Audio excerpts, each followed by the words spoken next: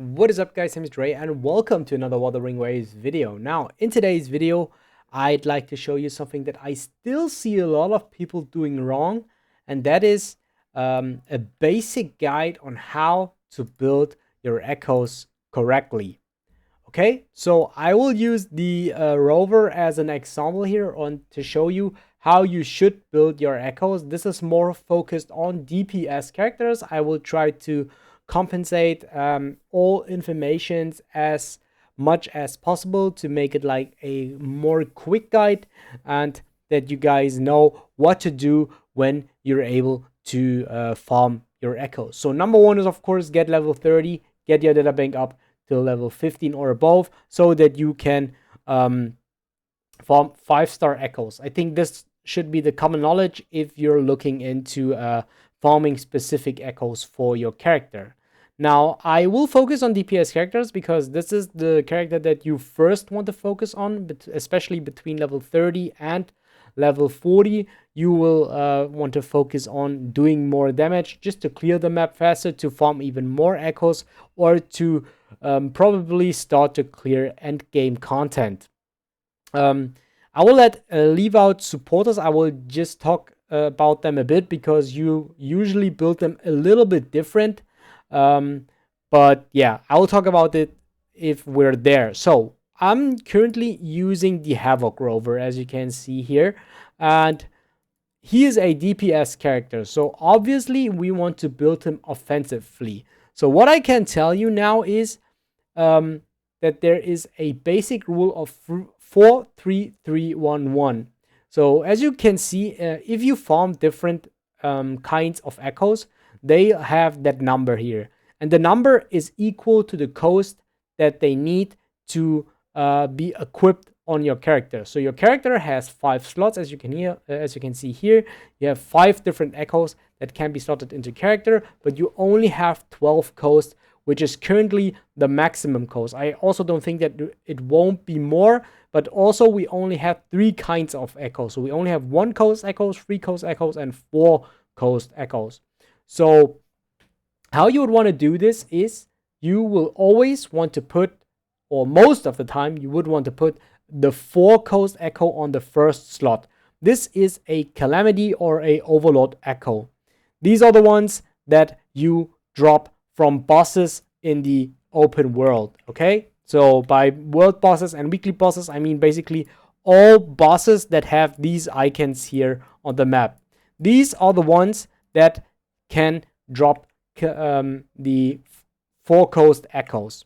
Also, I just want to show you guys what I just found out very shortly is that you have an enhanced drop rate on Overlord and Calamity echoes up to 15 times, resetting every week. So I'm recording today, I think it is Wednesday, but I didn't do a Overlord or Calamity this week. I did them all on Sunday.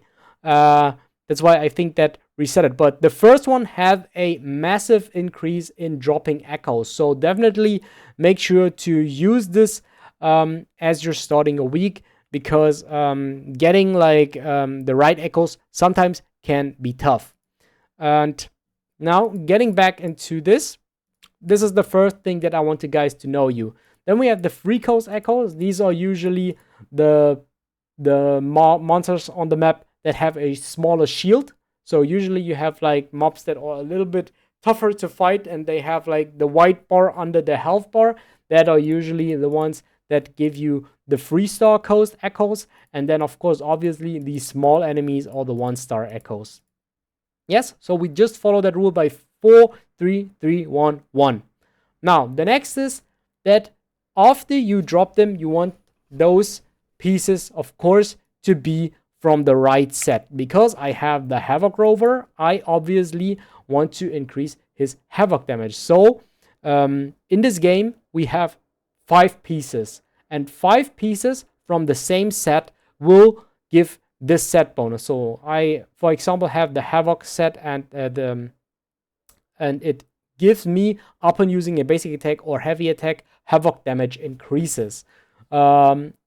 unlucky that they don't really work with numbers in their explanation, which I thought was really cool in Genshin. But yeah, at this point, it doesn't matter. Obviously, if you have a Havoc DPS, you will like to use the Havoc DPS set.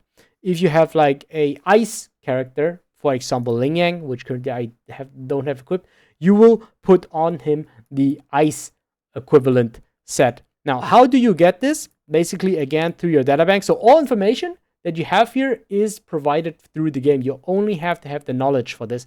So as you can see here in this book, you have all the elements that are available, or basically all the echoes that are available. And like, depending on the character that you would want to build, here is the set bonus. And all these mobs that are listed here, all these 11 mobs are able to drop a piece from this set. Now, because we want to train the Havoc Rover, we go to the Sun Sinking Eclipse. This is the Havoc damage bonus set. Okay, here are all the numbers, actually. Okay, so you can look up the numbers here. Sorry for that. But these are basically all the mobs that can drop him. And for this, I have this dude being an Overlord class. So this can drop a 4-coast echo. And this is a Calamity class. This can also drop a 4-coast echo. So even if you click on them, you can see this is an elite class. So this can drop a 3-coast echo. While this is a common class, this only can drop a 1-coast echo. So yeah, depending on the character, just look into your databank and click on the certain element. And then you can go ahead and click on these mobs, detect them, and it will show you where on the map you can find them, where they are located. So you just go ahead and farm them until you get a couple of 5-star pieces and can equip them to your character. Okay, so you want to do this for basically every slot. So you want to do this for the 4-coast slot, for the 3-coast slot, you will beat those enemies. Then you do this for the 1-coast slot until you have more than enough pieces to choose from. And now it gets a little bit more interesting. We want to take a look into the main stats, of course. So the side stats for every, so there are 2 main stats, but these are always the same. The second stat is always the same set for everyone. So this always has attack, this always has attack, this always has attack, and they always have HP. So I will just click on a random one. So as you can see, if I click on every 1-coast unit, they always have HP as their second stat, but the first stat, the stat above here, changes for the 1-coast unit. The 3-coast units always have base attack as their second stat, and the first stat can change. So it can be energy recharge, it can be defense percentage, it can be glacial damage percentage, and yeah, the 4-coast units, they also have base attack as their second stat always, but the stat on the top can change. And here is where it gets a little bit different.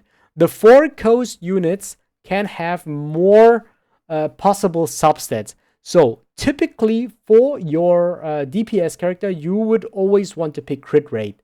I think like this will be the most common pickup that you would want to pick. Attack percentage for a replacement can be okay, but I would always pick crit rate.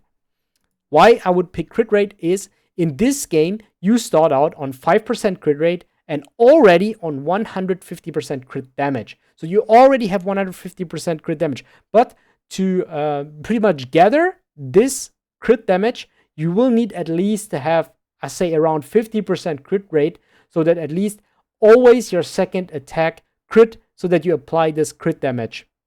And scalings in this game are very similar to Genshin, from what I noticed, which why you really want to prefer crit stats. But what I have to additionally say here, only 4-coast units can have crit rate as a main stat. Yeah, so as you're increasing those by upgrading this, which I don't want to do now, you can tune them. And if you tune them, they will get additional substats. So as you can see, like here, I already tried it out here, and I got like these substats. And on these substats, you always want to focus again on offensive stats. I don't know, like crit damage. So because this already has crit rate, I think crit rate cannot appear here, but you would want to optimally have crit rate, and you want to have at least 1 crit damage here. Then maybe basic attack damage buff or resonance damage buffs, like something like this, like offensive stats, but you want to fulfill the crit damage bonus. So definitely focus on a crit rate piece here. How you get this, as I already explained, just kill a Overlord or Calamity boss from the Havoc set as often as you can until you drop echoes from them, until you drop 5-star echoes from them, until you get a piece that has crit rate. And definitely make sure to make use out of the databank increased drop rates. 15 increased drop rates for the week, and after the week this resets. So I would definitely, if you start your week, I would start with the Calamity or Overlord boss, where you do need the pieces the most, where you would want to upgrade your character first. Then for the free coast units, you preferably like to pick the damage bonus from your element. So here it is Havoc damage. So this is already the perfect piece. I have Havoc damage bonus percentage here. That is the one that you want to pick for my Havoc damage percentage DPS. Here I only have attack percentage. The reason why is I wasn't able to drop a Havoc damage percentage bonus heal, but I just used this as a replacement. This is still the next best thing. So as you cannot fill up with Havoc damage percentage, I would recommend you to use attack percentage on your DPS. And I still did put this on so that I can still make use out of the 5-piece bonus. Yeah. So these two slots, the 2 3-star slots, usually should have your damage percentage bonus. For supporters, most of the time, I think this is energy recharge. So you want to have energy recharge 2 times, or like defensive stats like HP, defense percentage, depending on the supporter, of course. And for the last slot, this is very easy, just attack percentage. So because the 1 coast units cannot have this main stat or this main stat, so the higher your coast is, the better or the more relevant the main stat can become. So 4 coast units can have crit rate, the most relevant one. Then damage bonus, the second most relevant one, can be obtained by 3 coast units, and then attack percentage one, which has the lowest priority, can be obtained by 1 coast units. Yeah. Hope that was a good insight here. And I tried to explain it as good as possible. Definitely make use out of the 12 coast. So by 4, 3, 3, 1, 1. Then for your DPS characters, go for a crit rate, 4 coast, Calamity, or Overlord class unit from the piece that your element, that your character is from the element. Then add in 2 3 coast units with the damage bonus also from the same element. So try to match these, because possibly you can also, I just want to show you one example. You possibly can also get like this, a glacial damage bonus percentage, but this is from the spectral damage set. So this is definitely wrong. I will definitely never make use out of this, but the correct one would be if exactly this piece has the spectral damage percentage, the spectral damage set bonus, as well as the spectral damage percentage here as the main stat. All right. Okay. Yeah. So just to summarize again, 12 coast, then Calamity unit, then this with the element bonus, and then these 2 with the attack percentage bonus for your DPS. If I would have to do this for a supporter, like let's say for Baija, so I just want to do it shortly. For the Calamity class bonus, I would go for a healing bonus most of the time here. Then for the 2 3 coasts, I would go for energy recharge on both, probably, or 1 energy recharge and 1 HP or defense percentage, like definitely defensive stats. And for the 1 coast, I think I would do something like HP or defense percentage on, depending on what the character scales with. So I don't know, she scales with HP, so I definitely go with HP on the 1 coast units here. So yeah. I hope you guys did understand this basic guide here. Subscribe to the channel for more Wuthering Waves content, and I see you guys next time. Bye.